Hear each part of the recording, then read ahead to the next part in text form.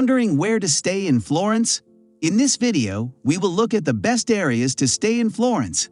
Some of them are Duomo area, Santa Maria Novella, Piazza della Signoria, San Lorenzo and San Marco, Novoli, Santa Croce, Oltrarno.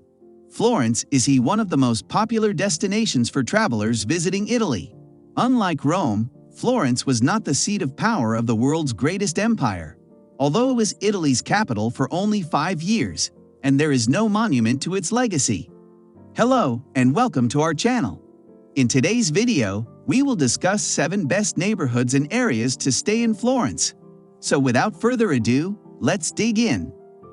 Number 1. Duomo, where to stay in Florence for first-time visitors. If you have even the slightest interest in Florence's historical significance, you will almost certainly want to visit Duomo. Named after what's arguably the most important building in the entire city, the area known as Duomo is filled with landmarks of great historical importance and represents the true geographic center of the city.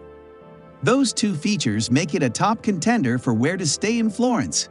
Duomo has affordable boutique hotels, and while hostels tend to be a little more expensive, they're also one of the best-equipped hostels in the city.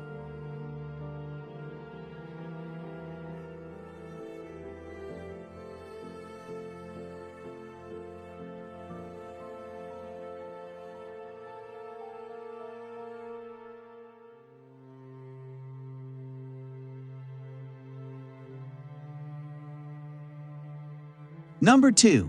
Piazza della Signoria, where to stay in Florence for sightseeing.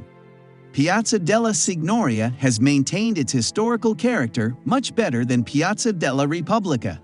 The cobblestone streets look the same as they did hundreds of years ago, giving the impression of stepping into a medieval village. Piazza della Signoria is still the center of civic activity in the city. Some of the blocks to the north are a bit more modern and less edgy, but much of the neighborhood still consists of narrow, romantic, winding streets.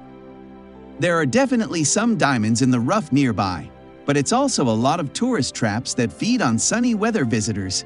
If you want authentic dining and shopping, you may want to journey a little outside of the neighborhood to get it.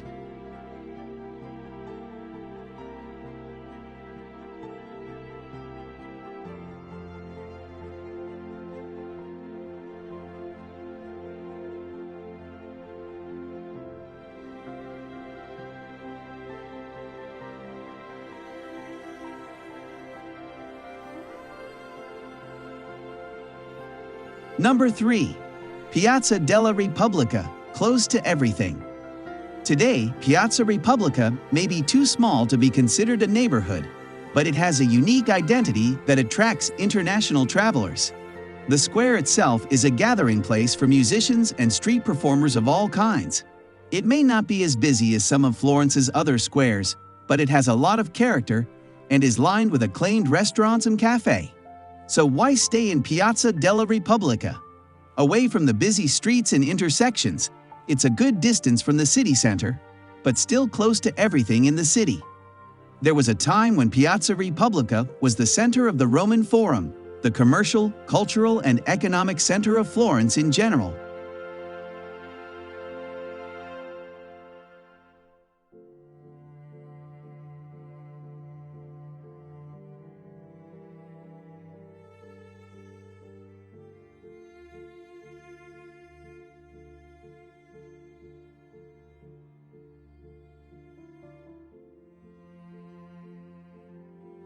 Number 4. Santa Maria Novella, where to stay in Florence close to the train station. If you want to see the hidden gems Florence has to offer, Santa Maria Novella is the place for you. The Santa Maria Novella Pharmacy is a notable landmark and is still a functioning pharmacy, although the building is about 600 years old. The neighborhood is also home to the somber Cappelle Medici, a mausoleum housing members of the once powerful Medici family. If you're looking for the cheapest accommodation in Florence, setting up shop near the train station isn't a bad idea. The story of is really a tale of 2 neighborhoods. Located on the north side of the Arno River, the bits of Santa Maria Novella that are closest to the train station can be a bit shady.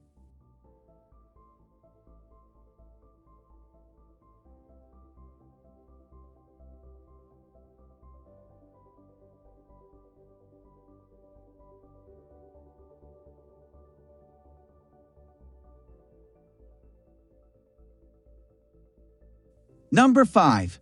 Novoli, where to stay in Florence on a budget. Novoli was not strictly part of Florence until the 19th century. For many Florentines, Novoli is not yet officially part of the city. Very suburban, it's a nice respite from the hustle and bustle of road traffic that dominates the city center and more touristy areas. This neighborhood may be one of the quietest options in Florence, but there are some important sites that are worth your time. An Italian neighborhood wouldn't be an Italian neighborhood without a few churches. Novoli has 2 churches worth spending some time on. But a quick visit to Erm or a search for bed and breakfasts should find you cozy accommodations away from the activity of the city proper.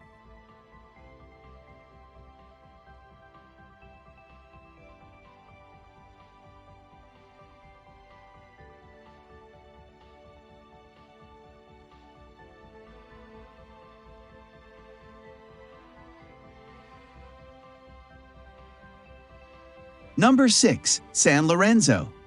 While it is true that San Lorenzo is part of the historic center, it deserves a separate mention as one of the best areas to stay in Florence due to attractions such as the Church of San Lorenzo. This Renaissance-style building has a library designed by Michelangelo and is the burial place of one of his most powerful dynasties of the 15th century, the Medici family. In San Lorenzo, you can also find the Riccardo Medici Palace.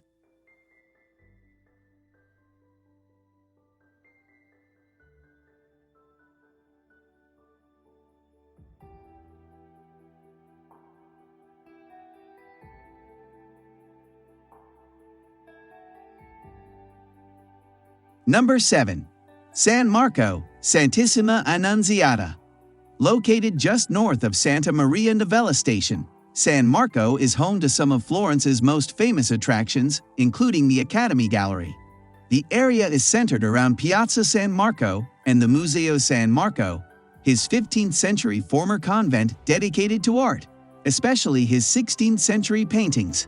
Another important building to visit in San Marco is the Church of Santissima Annunziata, an impressive building known for its frescoes. So guys, that's all for today's video. Which one of these neighborhoods and areas are you interested in to stay in Florence? Let us know in the comment section below. Share this video with more of your friends and don't forget to like, subscribe, and hit the notification bell icon to never miss out any of our latest updates. Have a nice day and I will see you later.